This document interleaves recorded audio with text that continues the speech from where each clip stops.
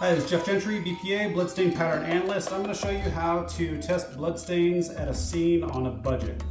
So I've got two different methods. I'm going to use hydrogen peroxide and I'm going to use urinalysis test strips. I'm going to first start with the test strips.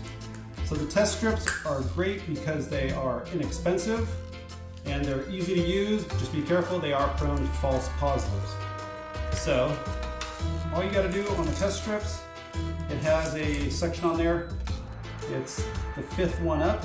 It's for blood, and it's pretty sensitive to blood. So if there's any blood there, it will turn green. So we're going to test these samples. So this side is different from this side. You can see that the color is a little different, but at a scene you would never know if this is blood or not without doing a quick little test. Okay, so you just wet the cotton swab. Get a little bit on there. 1, 2, 3, 4, fifth one up.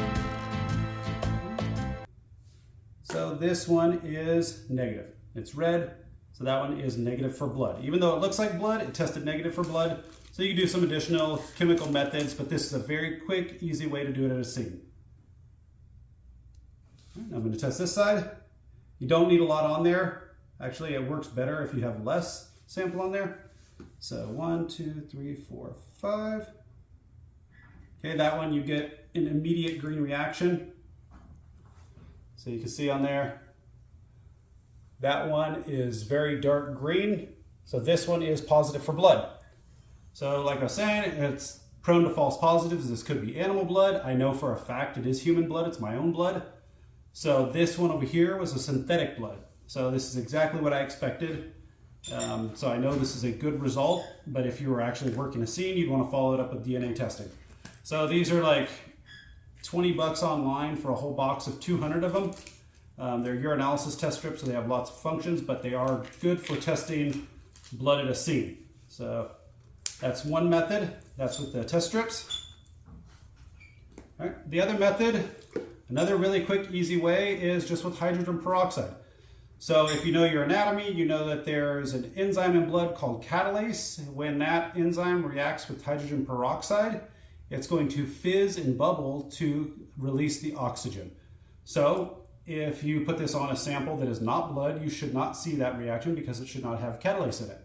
So I'm going to put a couple drops over here on these samples. Okay, zero fizzing. Okay, so this is a good way, just a really quick way. If you see a lot of stuff at a scene that looks like blood, put a little hydrogen peroxide on it. Of course, you don't want to test all of your sample because if it is blood, you're going to have to do some swabbing and collecting. You can follow that up with the test strips and then also chemical methods. I see zero fizzing in these. Okay, now this side immediately starts fizzing. So that is that enzyme catalase reacting with the peroxide and releasing oxygen. So you, of course, wouldn't be able to do any DNA swabbing after this. So you might want to do a little portion or put some on a swab and test it. But I'm going to keep going testing these. Okay, again, fizzing. This is all blood. And I know this is blood because this is my own blood that I drew. So this is also going to react with animal blood. So again, you want to make sure you follow this up with DNA testing. So this is Jeff Gentry, BPA, Bloodstain Pattern Analyst. Just showing you some quick methods to do sample blood testing at a scene.